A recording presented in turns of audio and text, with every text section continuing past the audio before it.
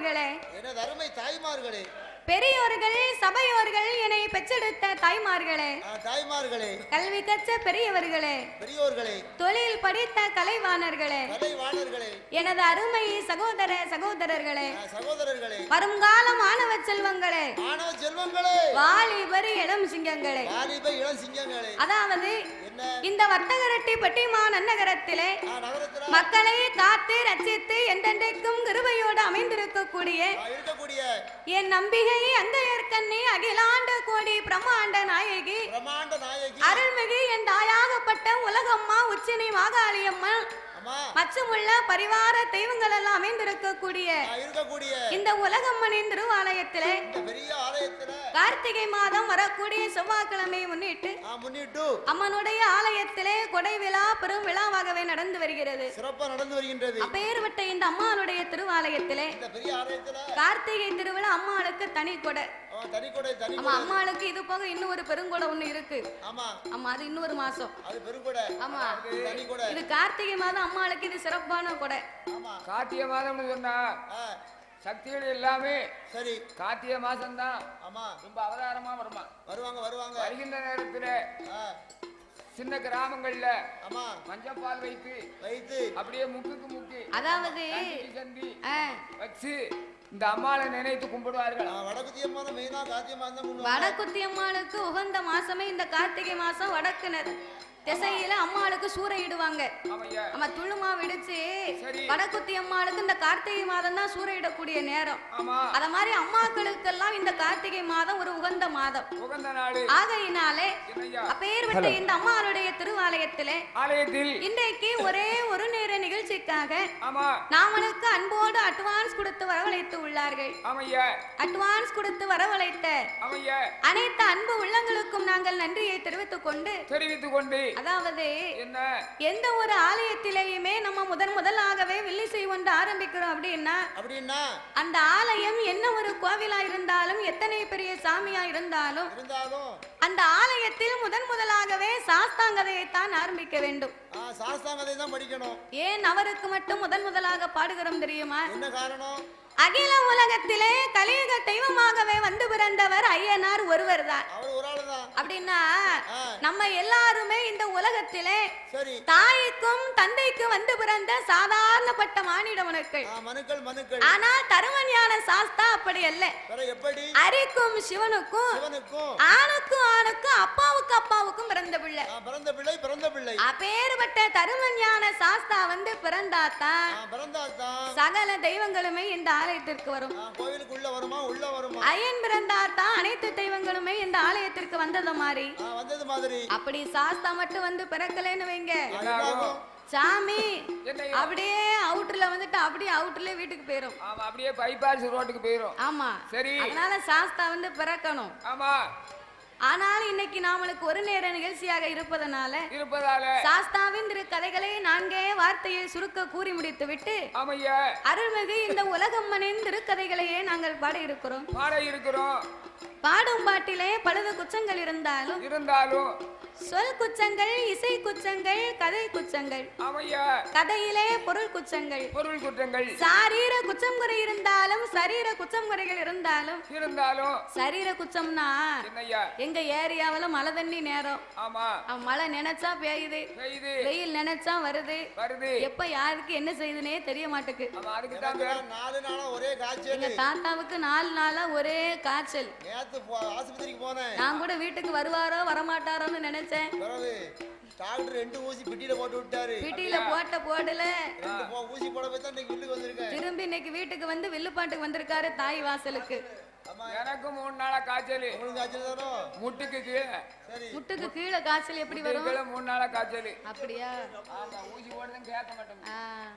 அவருக்கு காய்ச்சல் ஏகமா. ஆமா, எனக்கு முட்டுக்கு கீழே தான் காய்ச்சல். உங்களுக்கு முட்டுக்கு கீழே காய்ச்சல்னா வண்டியில கிழக்கு மேக்க அடைய கூடாது. சரி. அவரு 12 மணிக்கு கடை திறந்த உடனே மேக்க ஒருக்கா கிழக்க ஒருக்கா சின்ன வீட்டுக்கு ஒருக்கா பெரிய வீட்டுக்கு ஒருக்கா அலையுதாரு. பலசரக்கு கடை திறந்தா கடையில் போய் சாமாங்க வாங்கத்தானே போவேன்.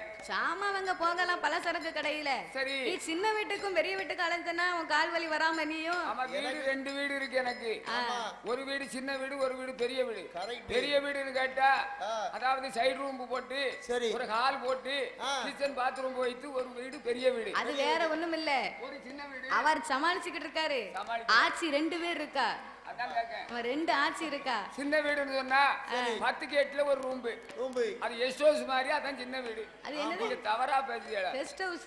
ஆமா, எஸ்ட் ஹவுஸ். சரிதான். எனக்கு காய்ச்சலுக்கு 500 ரூபாய் ஊசி போட 500 ரூபாய் ஆச்சு. சரி. அவருக்கு காய்ச்சலுக்கு ஒரே 150 ரூபாய் முடிஞ்சு போச்சு. ஆமா, முடியுமில்ல. வாட்டர் அடிச்சா முடிஞ்சு போச்சு. குப்பரப்படுத்து உறங்க வேண்டியதா. ஆமா, வருத்தம் பெரியவானா வருத்த காணமும் முளைக்குமா. என்னது?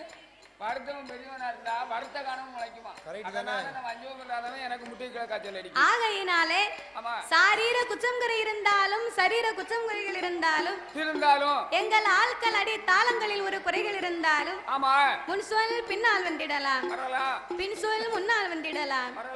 அறிந்து பாடினாலும் அறியாமல் பாடினாலும் தெரிந்து பாடினாலும் கதைகளை எங்களுக்கு தெரியாமல் பாடினாலும் எங்களுக்கு முன்பாகவே இந்த ஆலயத்திற்கு எத்தனையோ பெரிய பெரிய புலவர்கள், பேரறிஞர்கள், கவிஞர்கள் எல்லாம் வந்து பாடி இருக்கலாம். ஆன போதிலும் அடியால் நான் ஒரு சிறு குழந்தை. உங்கள் வீட்டு பிள்ளையாகிய நான் மாதவி. என்னால் தெரிந்தளவு என் சிற்றறிவுக்கு எட்டியவாறு உங்கள் முன்னால் நான் பாடுகின்றேன். ஒருவரை போலவே இன்னும் ஒருவர் பாட முடியாது. ஒவ்வொரு பேர்களும் ஒவ்வொரு விதமாக பாடுவார்கள். கற்றது கைமண்ணளவு என்பார், கல்லாதது உலகளவு என்பார்கள். எனக்கு என் குருநாதர் கற்று தந்தபடி என் சிற்றறிவுக்கு எட்டியவாறு உங்கள் முன்னால் நான் பாடுகின்றேன். உங்கள் வீட்டு பிள்ளையை தவறு செய்தால் அதனை எப்படி வீட்டிற்கு அழைத்து சென்று அன்போடு ஆதரிப்பீர்களோ அதுபோல் எங்கள் 6 பேர்களையும் ஆதரிக்குமாறு கேட்டுக்கொள்கிறோம். ஒருவேளை உங்களுக்கு கோவம் கீவம் வந்துச்சுன்னா எங்க தாத்தா இருக்காரு. 10 இட்லியை கொடுத்து பச்சை மட்டையிட்ட வாங்க வாங்க வாங்கன்னு வாங்கினீன்னா போதும். 4 எலும்பு தான் இருக்கு, தோலை தான் போடலாம். 4 எலும்பு இருந்தாலும் நல்ல எலும்பா வச்சிருக்க. பின்னாடி 2-3 உருப்படி இருக்காங்க. 3 பேரையும் பலார் பலார்னு அடிக்க. அப்படியா? முதல்ல வீட்டுல போய் உனக்கு பெரிய பூசணி சுத்தி போடு. நீ வீட்டுக்கு போய் பெரிய பூசணிக்காய் சுத்தி போட்டா தான் உன் உடம்புக்கு நல்லா இருக்கும். யார் அடிக்கணும் யார் அடிக்க கூடாதுன்னு அவங்களுக்கே தெரியும். சரிதானே? ஒருத்தரையும் அடிக்க மாட்டாங்க. 6 பிழை 100 குச்சங்கள் அடியாளை ஆதரிக்குமாறு கேட்டுக்கொள்கிறோம். ஆமையா. பாதி மதி மான் மழுவும்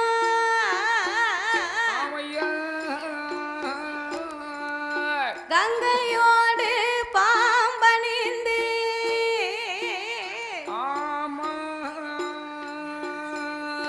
பார்வதியை மனம் புரிந்த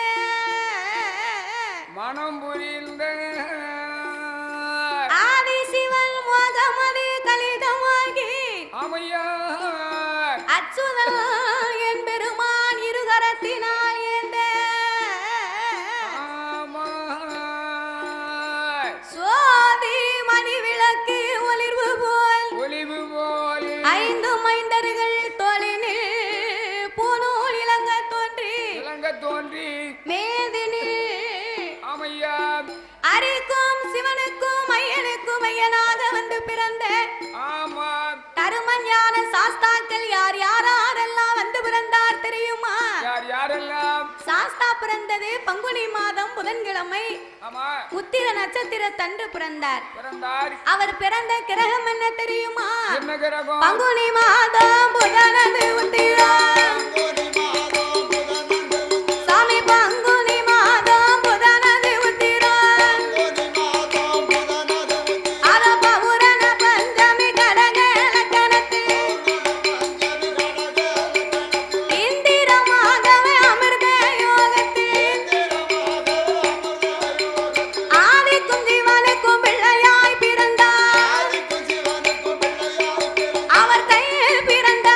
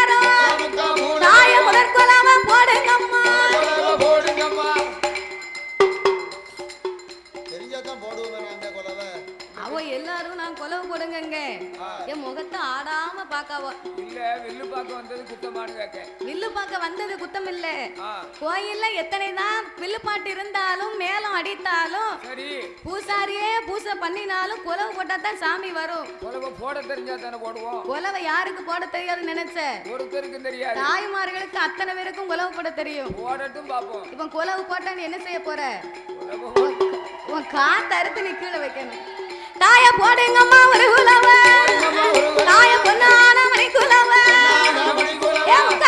மூணு நேரா நீங்க ஒரு குலவ போடுங்கம்மா இன்னும் ஒரு குலவ இருகரையும் பெருகி வர ஆனப்பட குதிரைப்பட ஐயங்காட்சி பேப்படையா அத முன்படையா பின்படையா தண்டியாலும் பெரும்படையா ஆனமுக தண்டியலா அரங்குடுத்த பாக்கியம்மா ஆன புலி கூட்டத்தோடு ஐயன் பிறந்தாரே அரிக்கும் சிவனுக்கும் ஐயனுக்கும் ஐயனாகவே வந்து பிறந்ததினாலே அவர் அரிகர சுதனாக ஆனந்த சித்தனாக ஐயனுக்கும் ஐயனாக தருமையான சாஸ்தாவாகவே வந்து பிறந்தார்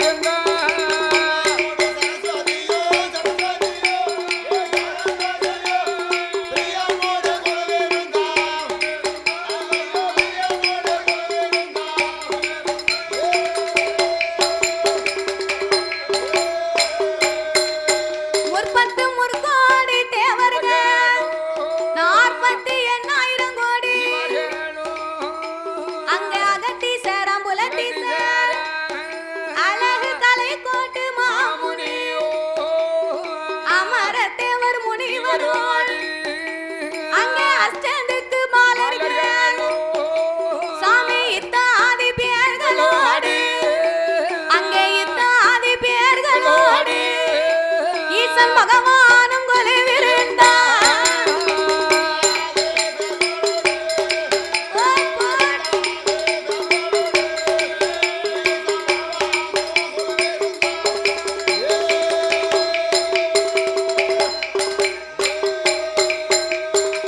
அப்பேறுபட்ட இறைவன் வாழும் அந்த கைலாச வாசலில் ஆண்டவனாகிய சாட்சாதி சிவபெருமானோடு இறைவனோடு இன்னும் யாரெல்லாம் கொலைவிருந்து வருகின்றார்கள் ஆகாயத்தில் சூரியன் அன்பு குலி சந்திரன் ஆகாயவாணி அன்னை கங்காதேவி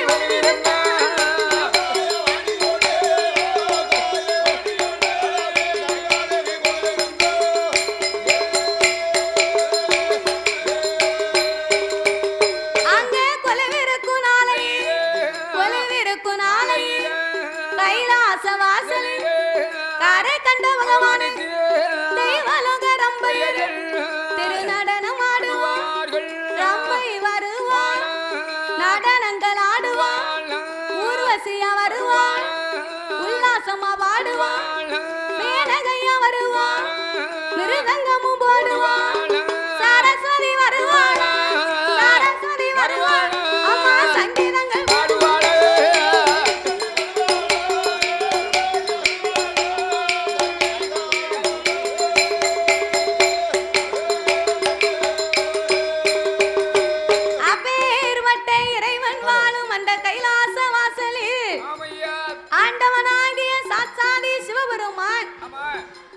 கண்டனாக கரை கண்டனாக காலகண்ட மூர்த்தி என்றும் அழைக்கப்பட்ட சங்கரன் சதாசிவன் சர்பாகரன் சாலாசூடன் காலாகலன் காமாதை கண்ணன் கண்கண்ணன் திருநீகன் திகம்பரன் திரிசூலன் தில்லையம்பலன் திருநீலகண்டனாகிய சிவபெருமானோடு யானை தோல் போர்வையும் புலித்தோல் ஆசனங்களோடு சக்தியோடு ஆண்டவன் கைலாசத்திலே கொலுவிருந்து வருகின்றார் அப்படி கொலுவிருக்கும் இறைவனாகிய சிவபெருமான் 14 உலகத்தை இறைவன் படைத்து 224 புவனங்களையும் ஆண்டவன் படைத்தார் 7 சப்தா சாரங்களாகப்பட்ட கடல்களை படைத்து கல்லுக்குள் இருக்கும் தேரையவும் தாயார் கற்பையுக்குள் வாழும் சிசுவையும் தம்பி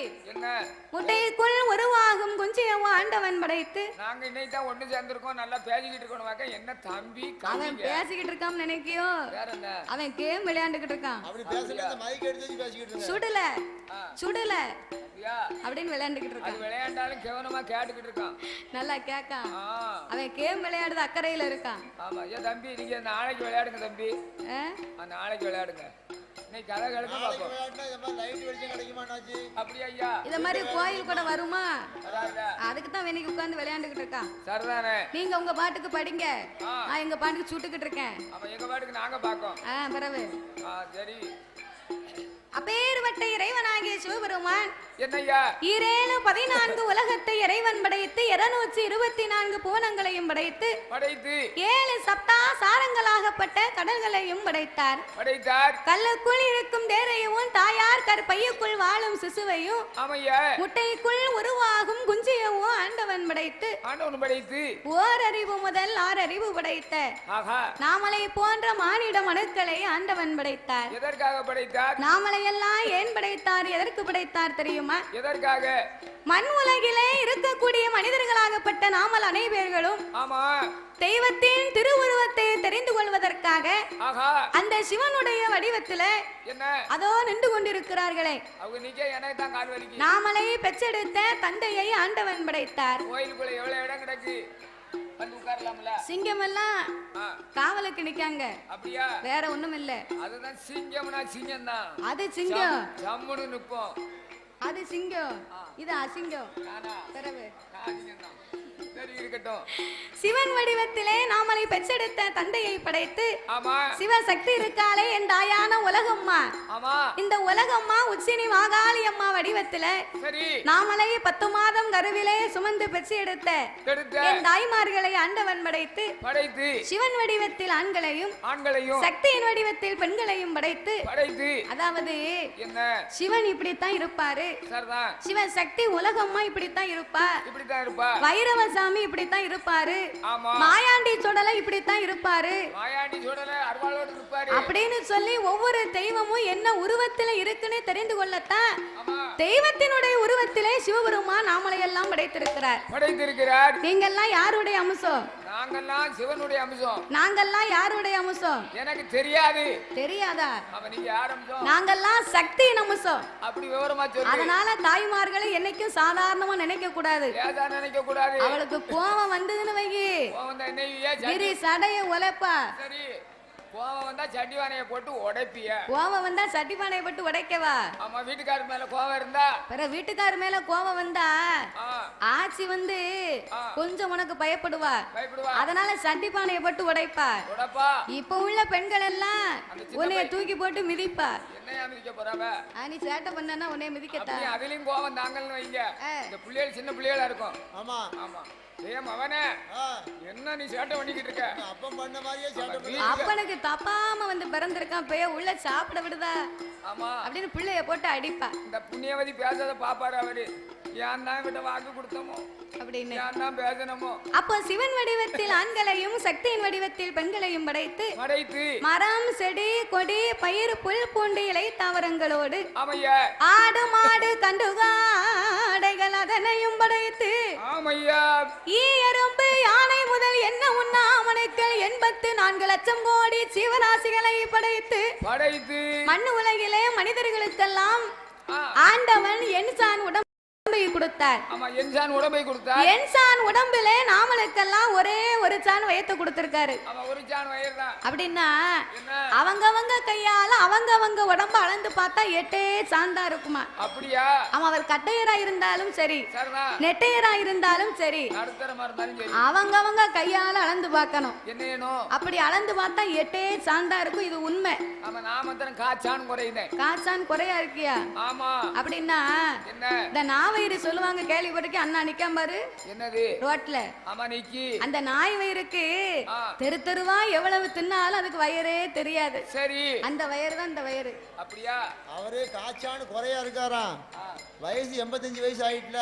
சரி அப்படிங்கும்போது கொஞ்சம் கொஞ்சமா குறையத்தான். அப்ப சுருங்கத்தானே செய்யும் வயிறு. நான் வாய் கிடக்க மாட்டாம என்னத்தையா சொல்லுவேன். என்ன நாய் ஆக்கிட்டாங்க பாருங்க. அதான் தவளை எதால கட்டிச்சு. தவளை தான் வாயால கட்டிச்சு. தண்ணிக்குள்ள பேசாம கிடக்க வேண்டியதானே. பேசாம தண்ணிக்குள்ள இருக்க வேண்டியதானே. புலம்பிச்சு. அப்ப ஆண்டவன் என்சான் உடம்பை கொடுத்து நாமளுக்கெல்லாம் ஒரு சான் வயத்தை கொடுத்தார். சரி இந்த ஒரு சான் வயத்துக்கு என்ன உலகத்துல என்ன பாடுபட வேண்டியதுக்கு. ஏ அப்பா. ஊரு விட்டு ஊரு, நாடு விட்டு நாடு, நகரம் விட்டு நகரம், தேசம் விட்டு தேசம், கடலையும் தாண்டி வெளிநாட்டுக்கெல்லாம் நம்ம வேலைக்கு போறோம். ஆமா பிள்ளைகளுக்கு கீழ கப்பல்லையும் போறாங்க. எதுக்கு? இந்த வயத்துக்கு ஒருவா சாப்பாடு கொடுக்க முடியாதா? நம்ம பிள்ளைகளுக்கு ஒரு ஆடை எடுத்து கொடுக்க முடியாதா? நம்ம வாங்கின கடனை அடைக்க முடியாதா? இந்த வீட்டுல இருந்து இன்னும் பெரிய வீடு கட்டிட முடியாதா? அப்படின்னு இந்த ஒரு சான் வயத்துக்கு நம்ம உலகத்துல பாடுபட்டுக்கிட்டு இருக்கோம். என்ன கடத்தை பத்தி பேசுற? அவர் ஒரு சான் வயத்தை கொடுத்ததுக்கே இந்த பாடுன்னா ஆண்டவன் உடம்பெல்லாம் நமக்கு வயத்தை கொடுத்தா நமக்கு என்ன பாடு? அதுக்குத்தான் ஆண்டவன் இந்த தலைக்கு மேல உனக்கு உருவம் வேண்டாம், உருவம் வேண்டாம், இதோட நீ முடிச்சுக்கோன்னு சொல்லித்தான் இந்த முடிய கொடுத்தார் ஆண்டவன். முடின்னு சொல்லித்தான் இன்னைக்கு நம்ம முடின்னு சொல்லுகிறோம். அப்ப இப்படி எல்லாம் ஆண்டவன் நாமலை படைத்து 6 அறிவை கொடுத்தார், 9 தத்துவங்களை படைத்தார், 3 ஆசைகளை கொடுத்தார். 3 ஆசைன்னு சொன்னா என்ன ஆசை தெரியுமா?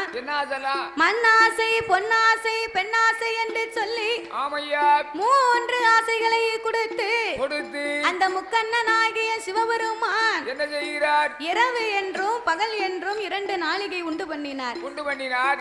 பகல் 30 நாளிகை, இரவு 30 நாளிகை. ஆமா 30 நாளிகைன்னா எத்தனை மணி நேரம்? 12 மணி நேரம். 12 மணி நேரம். ஆமா. அப்ப 30 60 நாளிகை. 60 நாளிகைன்னு சொன்னா அதான் 24 மணி நேரம். ஆமா 24 hours. 24 மணி நேரம் என்பதுவே ஒரு நாள், ஒரு பொழுது. ஆமா.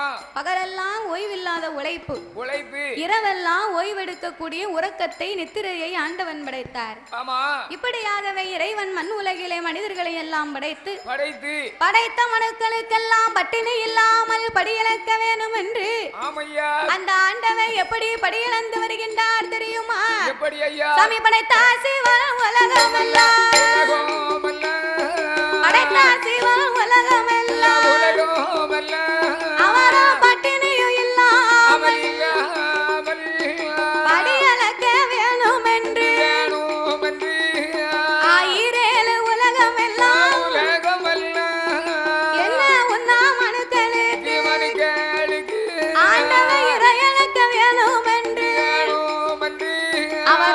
சக்தி இடமதிலை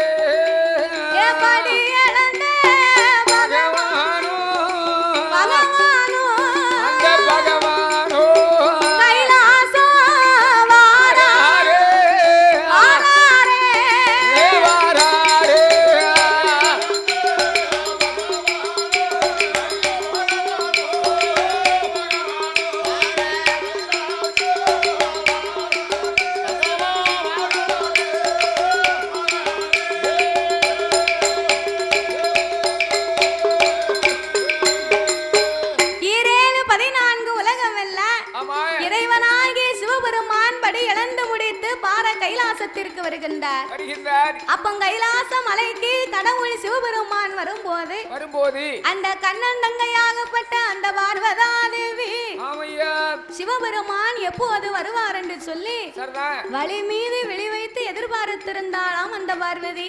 அவெல்லாம் பொம்பளையா? ஏன் உங்களுக்கு எப்படி இருக்கணும்? எதிர்பார்த்து அப்படி இருக்கணும். அப்படியா? பகவானை பார்த்த மாதிரி. நீங்க வீட்டை விட்டு வெளியே போன ஆம்பளை எப்படினாலும் வீட்டுக்கு தானே திரும்பி வரணும். வெளிநாட்டுக்கு போயிருவாரு. உங்களை என்னத்தை எதிர்பார்க்க? அதானே கேட்டேன். உங்களை பார்த்தா என்ன, உங்களை பார்க்காட்டா என்ன? அதானே கேட்டேன். 75 வயசாகி போச்சு, இனிமையா உன்னை எதிர்பார்த்து இருக்க போறா கிழவி. ஆனா நாமலாம் வில்லுக்கு போயிட்டு வீட்டுக்கு போகும்போது பாட்டு படிச்சுட்டு வீட்டுக்கு போகும்போது சரி என் வீட்டுக்காரி ஷட்டாப்பையோட வாசல் நிற்பா. அப்படி வச்சு நிக்கா. அதாவது நான் ரூபா கொண்டு கையில கொடுத்தோம்னா தோசை சுட்டு தருவா. சரி ரூபா கொடுக்கலன்னு வச்சுக்கோங்க, என்னைவா ஷட்டாப்பை 2 பூசை கொடுப்பா. அதானே கேட்டேன். அதனால நீ ஷட்டாப்பையோட சம்பளத்தை நல்லா இருக்கடா.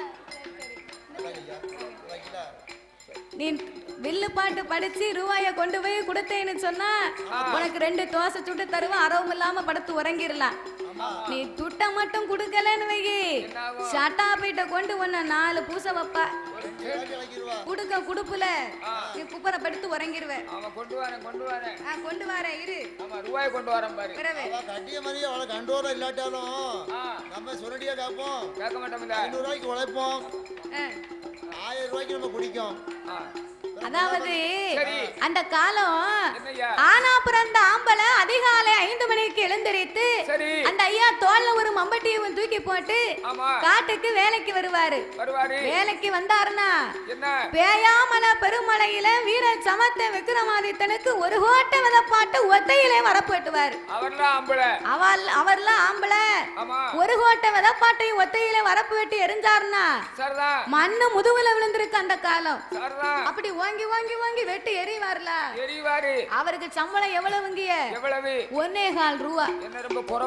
அந்த 1.25 ரூபா சம்பளத்தை வாங்கிட்டு வந்து பெண்ணா பிறந்தவா கையில கொண்டு போய் கொடுத்தா அந்த அம்மா எனிவா புருஷன் வரங்குள்ள ஒரு சோறுகறிய பொங்கி ஒரு முட்டைய கிட்டைய அவிச்சு ஒரு வெந்நீர் கிண்ணிய போட்டு அந்த ஐயா வரும்போது வாசல்ல சிரிச்ச முகம் சீதேவியா நிப்பாளாம்.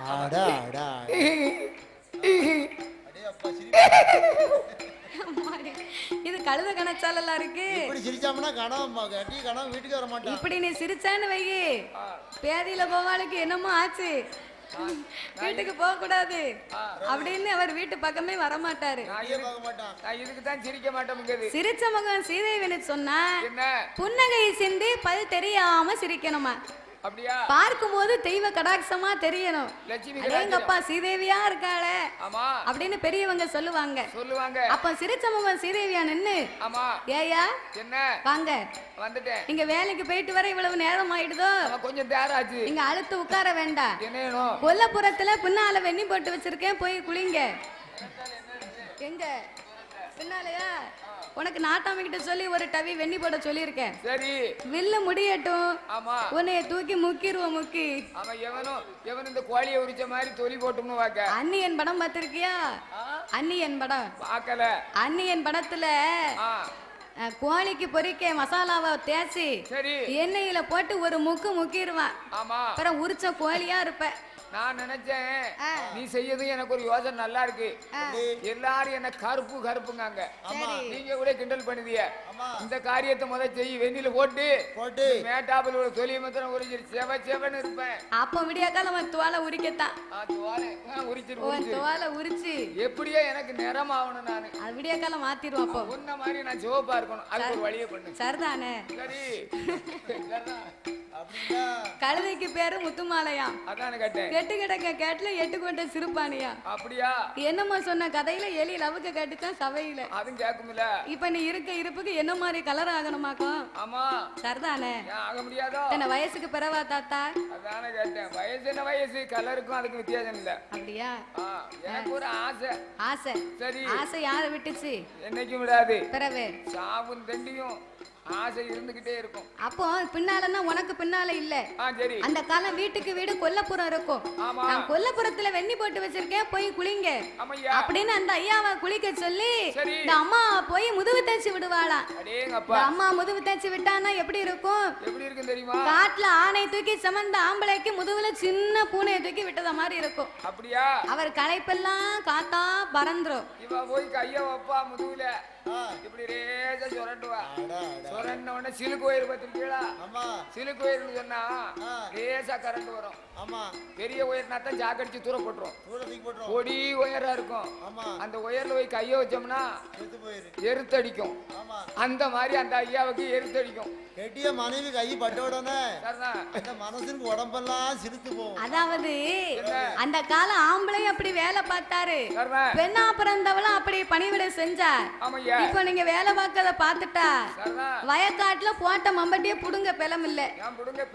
இவளை எதிர்பார்த்துக்கிட்டு என்ன தனிக்க ஆளை கூப்பிட்டு புடுங்கிட்டாங்க, நான் வீட்டுல வந்து வச்சுக்கிறேன். அதான் போட்ட மம்பட்டி புடுங்க பெலம் இல்லன்னு சொன்னேன். ஆமா, அப்ப சாப்பிட்ட சாப்பாடு வேற, இப்ப சாப்பிட்ட சாப்பாடு வேற. ஆமா, இப்ப சாப்பிடுறது பூரா விஷம். அப்போ அதை போல ஆண்டவனும் படியிலிருந்து வந்தார், ஆதி பராசக்தியும் ஆண்டவனை எதிர்பார்த்து நின்றார். ஆமா, எதிர்பார்த்து நின்ற இறைவனுக்கு அந்த பராசக்தி எப்படி பணிவிடை செய்கிறார்? எப்படி ஐயா? சாமி கலைத்து வந்த பகவானுக்கு, கலைத்து வந்த பகவானுக்கு கலைப்பாரி கொடுப்பார். இளைத்து வந்த ஈசனுக்கு, இளைத்து வந்த ஈசனுக்கு சக்தி இளைப்பாரி கொடுப்பார்.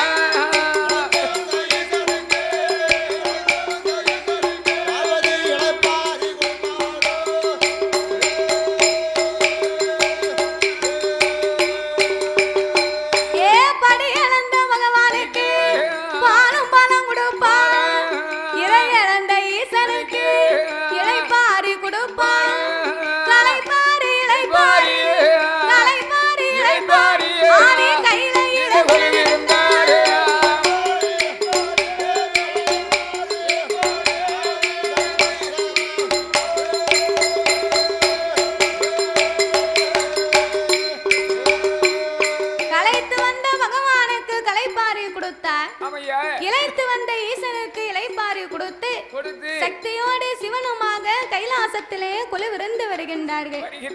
அப்படியாக குலவிருந்து வரும்போது பார்வதி பகவானை இளைத்தார்.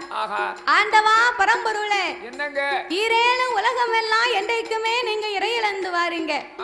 அப்படி இறையிழந்து வருகின்ற போது இவ்வுலகத்தில் உள்ள மக்கள் எல்லாம் யாரை வணங்கி வருகின்றார்கள்? பார்வதி, உலகத்தை ஆண்டவன் நான் தான் படைத்து 10 பொருளுக்கும் அர்த்தமாக இருந்து நான் பாதுகாத்து வருகிறேன். 10 பொருளுக்கும் அர்த்தமாக இருக்கிறீர்களா? அப்படின்னா என்ன இறைவா? ஒன்றாண்டி சிவ உடைய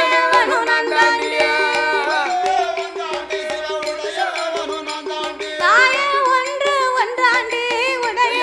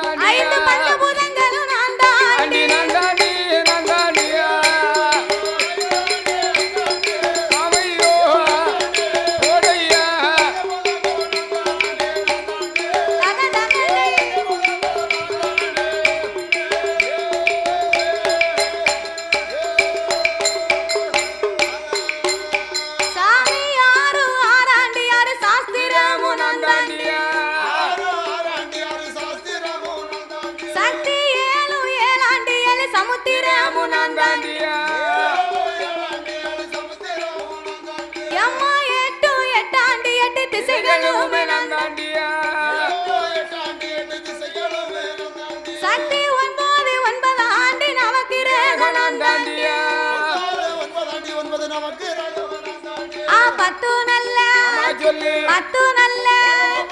பத்து நல்ல பத்தாண்டி பத்தாண்டு பகவானும் நான் தாண்டி ஓ பகவானும் நான் தாண்டி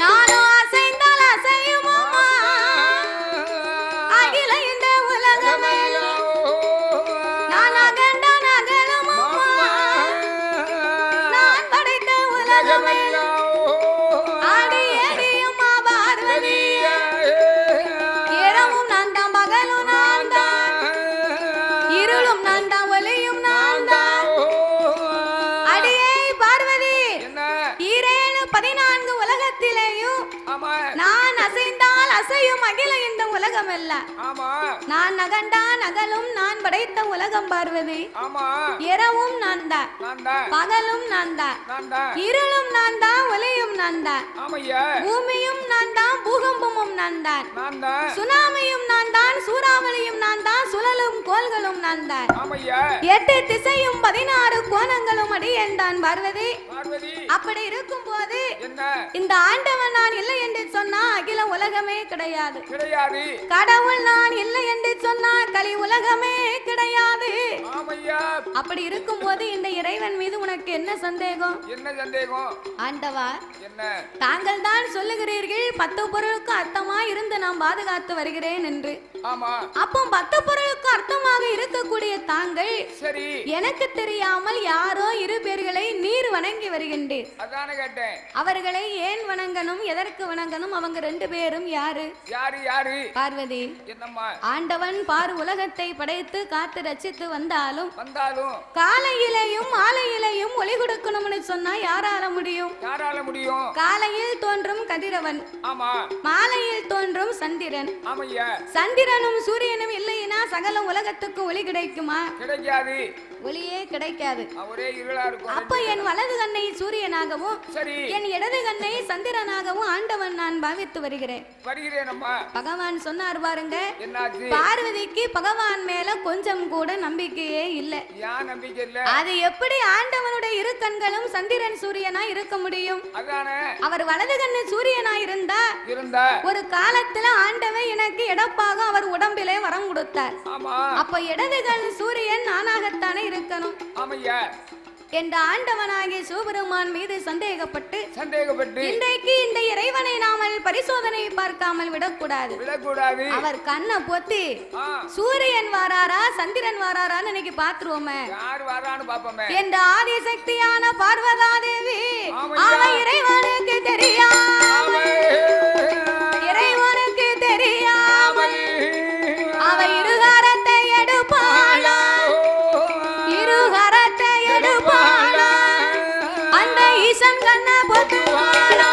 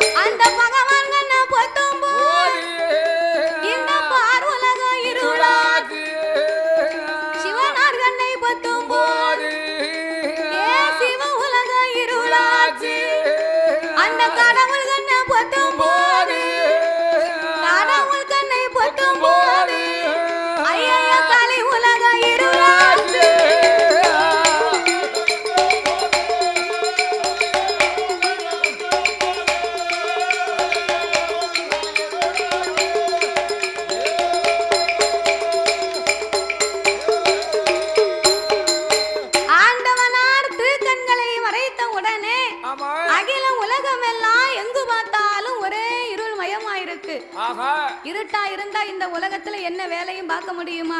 எந்த வேலையும் பார்க்க முடியாது. இருட்டா இருந்தா ஒரே ஒரு வேலை பார்க்கலாம். அது என்ன வேலை? நல்ல தூங்கலாம். நல்ல யோசனை ஐயா. ஆமா இருட்டுல தான் தூக்கம் வரும். இருட்டுக்குள்ள தூங்க முடியுமா? ஆமா லைட் போட்டா தூக்கம் வராது. அந்த காலம் காத்தாடி இல்லாம தூங்குனாங்க. இப்ப காத்தாடி இல்லாம யாரு கண்ணுலயும் உறக்க வருமா? வரவே மாட்டோம். கொசு திங்கி பெரியாத்தா சொல்லுவா, என்ன நம்ம தெருவுல உள்ள கொசு ஆள் இல்லைன்னா ஒரு ஆளையே தூக்கிட்டு போயிடும். அதானே என்ன என்ன புடுங்கு புடுங்குது கொசு, என்ன புடுங்கு புடுங்குது கொசு, என்னமா கடிக்கு அடிக்க கண்ணுல உறக்கமே வரமாட்டுக்கு, ஆமா என் கண்ணு அவியவே மாட்டுக்க அப்படிம்பா. அதானே கேட்டேன். அப்போ காத்தாடி இல்லைன்னா கண்ணுல உறக்கம் கூட வராது, வராது, இருட்டுக்குள்ள தூங்க கூட முடியாது. முடியாது. நம்ம வீட்டுல என்ன காலையில எழுந்தரித்து பெண்ணா பிறந்தவா என்ன வேணும்? பிள்ளைகளை பள்ளிக்கூடத்துக்கு அனுப்பணும், கணவனை காட்டுக்கு வேலைக்கு அனுப்பணும் அப்படின்னா அப்படினா அதிகாலையில 5 மணிக்கு எழுந்தரித்து சரிதானே அந்த அம்மா காலையில இப்ப உள்ள பிள்ளைய டிஃபன் தானே சாப்பிடுது, ஆமா சோறு யாவரு திங்க, இல்ல இல்ல பள்ளிக்கூடத்துக்கு போனோம்னா இட்லி தோசை. தோசை ஆமா அவன் ரெண்டு அப்போ விடியா காலம் எந்திரிச்சு சரி இட்லியை சுட்டு தோசையை அவிச்சு, என்னது இட்லியை சுட்டு இட்லியை சுட்டு தோசையை அவிக்கணும். இது எந்த ஊர்ல? எங்க ஊர்ல அப்படித்தான் சாப்பிடுவேன். அப்படியா? நான் எப்படி இருக்கேன் பாத்தியா? ரொம்ப லட்சணமா இருக்கும்.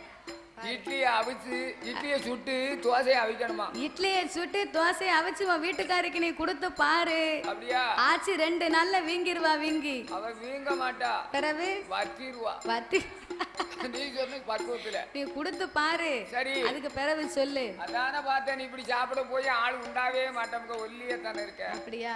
நல்ல இட்லியை அவிச்சு தோசையை சுட்டு சாப்பிட்டு பாரு, ஆமா வீங்கிருவேன். சரி 4 முத அப்படி அவிச்சு சுட்டு சாப்பிட்டு பாக்க. தாத்தா யோசனை கேளு. போட்டோம். சரி நீயா இப்படி இருக்கப்போ? என்னது நீயா இப்படி இருக்க? நானா? நான் வந்து ஒரு டானிக்கு அடிப்பேன். டானிக்கு? அவன் நெஸ்டா இருக்கும்போது டானிக்கு பார்க்க வேலை அதான, தாத்தாவை பழுக்க விட மாட்டேக்கு. டானிக்கு அடிச்சு அடிச்சு அவர் ஏன் மெலிஞ்சு போறாரு தெரியுமா? எதுக்கு? அவருக்கு சுகர் இருக்கு. சுகர் இருக்கு? ஆமா பிரஷர் இருக்கு. சரி அப்புறம் வந்து ஒண்ணுனா இருக்கு, அதனால ஆமா நான் தான் பயிர அள்ளிக்கிட்டேன் எல்லாத்துக்கும். ஆகையினால இட்லியை சுட்டு அந்த அம்மா தோசையை அவிச்சு வீட்டுக்காருக்கு சட்னி வைப்பா. அவன் சட்னி வைக்க பாரு, தேங்காவை சில்லு போட்டு மிக்சியில அள்ளி போட்டு, அந்த காலம்ல அம்மியில வச்சு அழகா சட்னி வச்சாங்க. அம்மியில மையா அரைச்சி கொஞ்சம் எண்ணெய் கொஞ்சம் கடுகு கருவேப்பிலை 2 உள்ளிய போட்டு தாளிச்சு ஊத்துனா அப்படி மணக்கும் சட்னி. இப்போ அம்மியில வச்சு யாருக்கும் அரைக்கவும் தெரியல. அம்மி எந்த வீட்லயும் இல்லவே இல்ல. இப்போ அம்மி யாருக்கு? எல்லா வீட்லயும் மம்மி தான் இருக்காங்க. ஐயோ பிள்ளைய புறா மம்மி மம்மின்னு பின்னாலே சொல்லுது. அவன் சொல்லுது. அம்மிய தூக்கி பின்னால கொல்லப்புறத்துல துணி துவைக்க வச்சிருக்கா, நல்ல அழுக்கு போகுமா. கல்லுக்கு என்ன செய்ய அப்படின்னு அம்மிய தூக்கி துணி துவைக்க வச்சிருக்கா. இப்போ இந்த உரல் இருக்கு பாரு, உரல், அந்த உரலை எடுத்து வீட்டு வாசல்ல இல்லைன்னா தெரு முக்குல தலைகீழ கவுத்தி அதுல உட்கார்ந்து ஊர் புறணி பேச.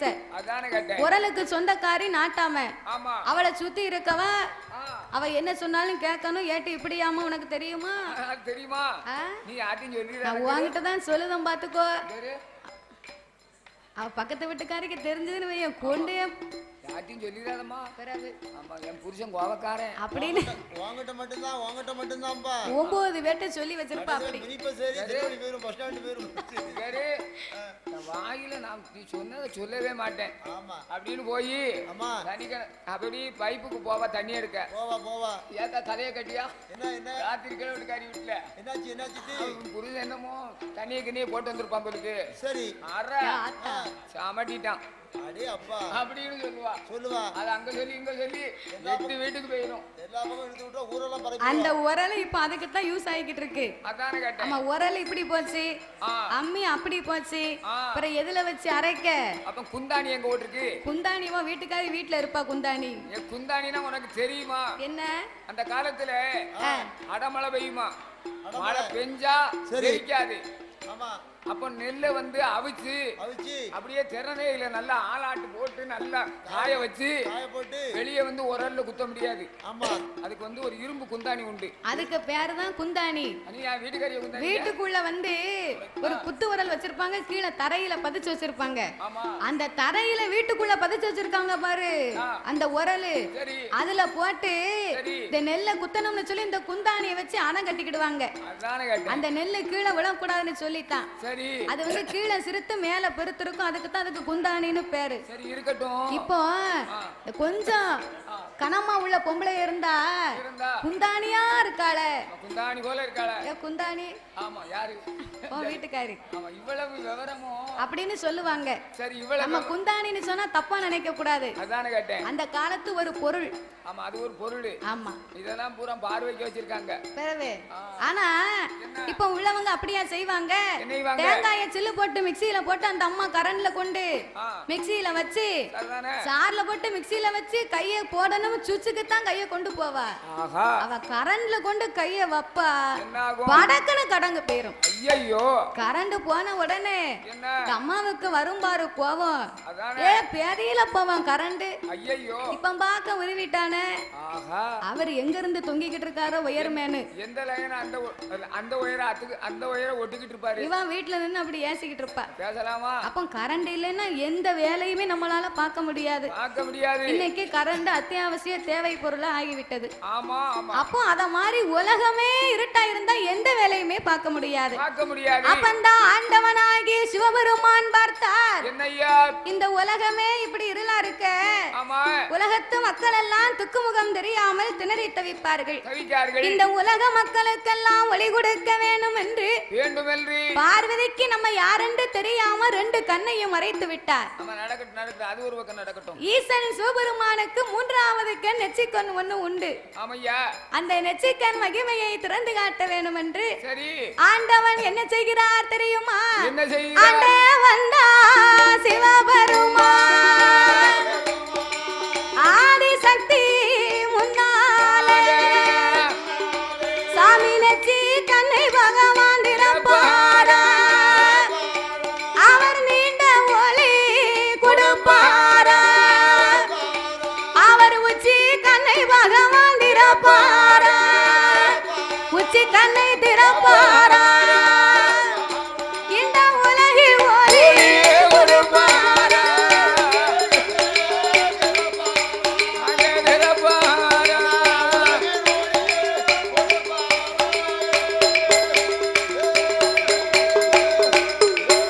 அவரை உச்சி கண்ணை திறந்த போது உலகம் எல்லாம் ஒளியாச்சு. அவர் நெச்சி கண்ணை பகவான் திறந்த போது நீடு உலகம் எல்லாம் ஒளியாச்சு. ஆண்டவன் ஆங்கார கோபங்களை கொண்டு மூன்றாவது கண்ணாகப்பட்ட நெச்சி கண்ணை திறந்தார்.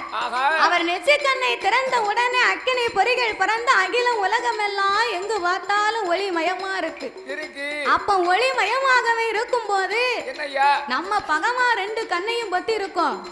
இந்த மூன்றாவது ஒளி எங்க இருந்து வருது அப்படின்னு கையை எடுத்தா கடவுளுக்கு முன்னால வந்து பார்க்க அந்த ஆண்டவனார் உச்சி கண்ணில இருந்த அக்கினி பொறிகள் பறந்து அக்கினி பொறிகள் பறக்கும் போது அதிலே ஆங்கார ஓங்காரமா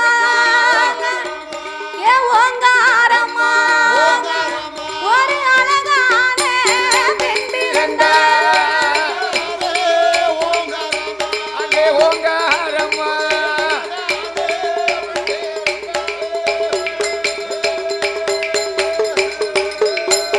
ஓர் அழகான பெண் பிறக்க ஆண்டவன் உச்சி கண்ணில இருந்து அக்கினி பொறிகள் பறக்கும் போது அந்த ஆண்டவனார் உச்சி கண்ணில இருந்து ஆங்கார ஓங்கார வடிவங்களை கொண்டு காளி அம்சத்திலே ஒரு அழகான பெண் வந்து பிறந்தார். ஆண்டவன் பெண்ணை வரவழைத்து எம்மானி ஆட வேண்டாம் பாட வேண்டாம் ஆதாளி போட வேண்டாம், பகவானுடைய உச்சி கண்ணிலே நீ காளி அம்சங்களாக பிறந்ததுனால உலக சக்தி உச்சி மாகாளி தாய உச்சி மாகாளி என்று உடைய வந்தா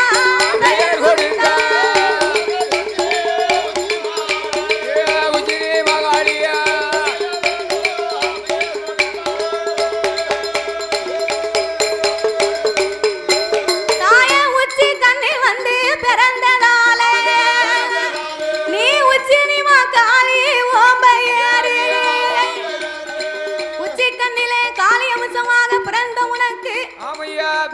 சக்தி உனக்கு உச்சினி மாகாளியம்மா உன் பெயர் ஆமா என்று ஆண்டவன் பெயர் நாமத்தை கொடுத்து கொடுத்து வரம் கொடுத்து வடக்கு வாசல் கோட்டையிலே அம்மாளை வடக்கு செல்வியாகவே அமர வைத்தார். அப்படி ஆண்டவன் அமர வைத்து வரும்போது அவர் ஆங்காரம் கொண்டு கண்ணை திறந்தார் வருங்க. அந்த அக்கினி பொறி பறக்கும் போது அக்கினியினுடைய வெக்கையை தாங்க முடியாம சிவனுக்கு அங்கமெல்லாம் வேர்த்து ஆவி தனலாகி இறைவனுக்கு காட்டாச்சு வெள்ளமா கரை உருண்டு வருகின்றது வேர்வை துளி. அப்போ வேர்வை துளி ஆகப்பட்டது காட்டாச்சு வெள்ளமா கரை உருண்டு வரும்போது இந்த வெள்ளமானது உலகத்துக்கு போனா உலகமே அழிந்து போகும். இந்த உலகத்து மக்களுக்கெல்லாம் உயிர் சேதம் வரக்கூடாது என்று தன் 1008 சடாமுடியிலே ஓர் முடியை உழைத்தார். அதையே தன் அங்கமெல்லாம் துவட்டி அந்த சிவபெருமானுடைய சடாமுடியை திருச்சடையை ஆண்டவன் ஒரு கரையாகவே உழைத்தார். அதற்கு பேருதான் கடற்கரை. கடற்கரை உங்க அண்ணன் வீட்டுல இருப்பாரு, உங்க சித்தப்பாவா? இது கடல் கரை. பிறகு ஆண்டவனார் திருச்சடையை ஒரு கரையாகவே வளைத்து அந்த பகவானுடைய வேர்வையை 10 கடலாகவே மாற்றினார். 10 கடலையும் படைத்து ஆண்டவன் அதற்கு பக்குவமாகவே பெயர் நாமத்தை கொடுத்தார். அது எப்பேர்வட்ட கடல் தெரியுமா? உங்க சம்பா தீவுக்கா, உங்க சம்பா தீவுக்கா, அது 1ஆம் கடல் உப்பு கடல், 2ஆம் கடல் கருங்கடல், 3ஆம் கடல் மோர் கடல், 4ஆம் கடல் நல்ல தண்ணி, 5ஆம் கடல் அலை கடல், 6ஆம் கடல் ஆழக்கடல், 7ஆம் கடல் எண்ணெய் கடல், 8ஆம் கடல் திட்டுக்கடல், 9ஆம் கடல் அது ஓவிய பெருங்கடல், 10ஆம் கடல் வார்க்கடல், 10ஆம் கடல் வார்க்கடல் வாங்குடனை அமைந்திருக்கு.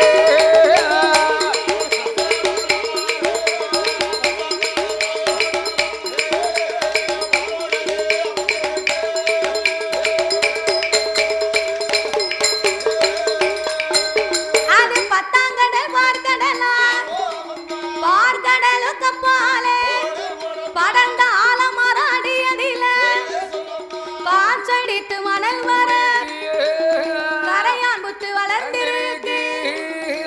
ஓங்கி வளர்ந்த போது 1000 வாசல் உண்டு. தங்க புத்து வெள்ளி பூத்து தானாக வளர்ந்த புத்து மாணிக்க புத்துக்குள்ள, மாணிக்க புத்துக்குள்ள அங்கே யாரெல்லாம் வாழ்ந்துவாங்க.